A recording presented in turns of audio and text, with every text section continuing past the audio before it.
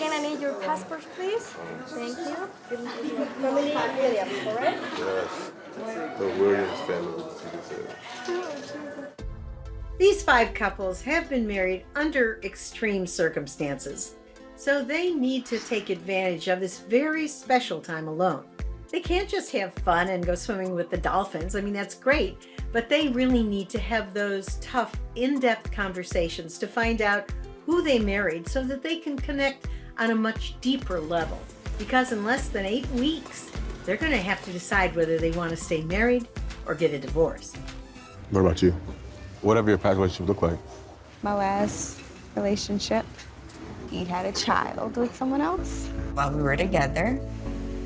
You know, we had other problems, I will definitely say that, but that was kind of the icing on the cake for me. Like, I couldn't deal with it, like, because I don't want to sit up here and, like, okay, I'm falling in love, and then, like, you or I are sitting up here like, I'm not quite there yet. You know, like, just communicate. Sure. I want you to feel like however long you need, I'm gonna be here and I'm gonna be patient and like figure this out with you. I've wanted to be like that guy my whole life. Like my dad jokes, but like it's kind of real. Like I've been in like 10 like monogamous relationships, like straight up. I've been in 2 relationships since I was 18, and I'm older than you. Told you, age ain't nothing. Age ain't nothing. I'm experienced, I'm a vet. So the fact that he's been in 10 serious relationships, that seems like a lot, being only at the age of 26. I wonder, is he just a relationship hopper? Like, is it from one person to the next? Am I just number 11? I've only been in 2 serious relationships. You have been in 10-ish relationships. For me, it's because like I'm really like thinking in my head like this is somebody that I could see myself marrying one day, which doesn't happen for me a lot. Right.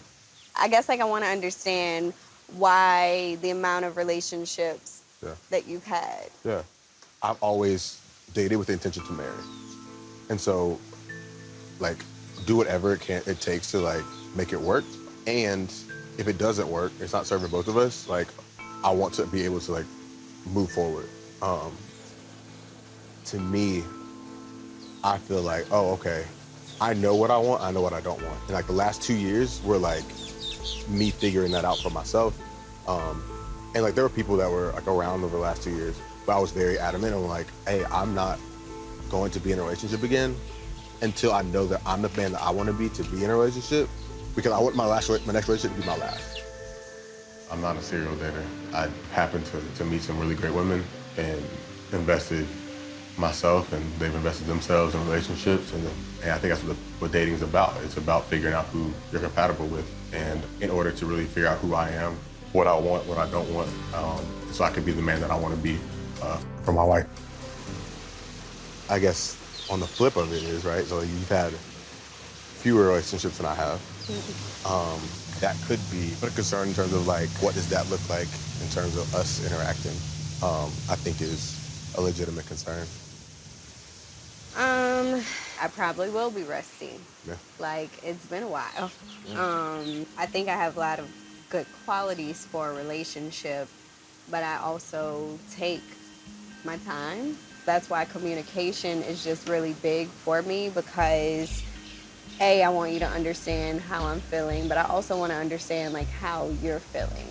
So like, if there's a moment where you're like, you're not giving me enough, or you seem kind of closed off, like, it's okay to call me out on it. Yeah.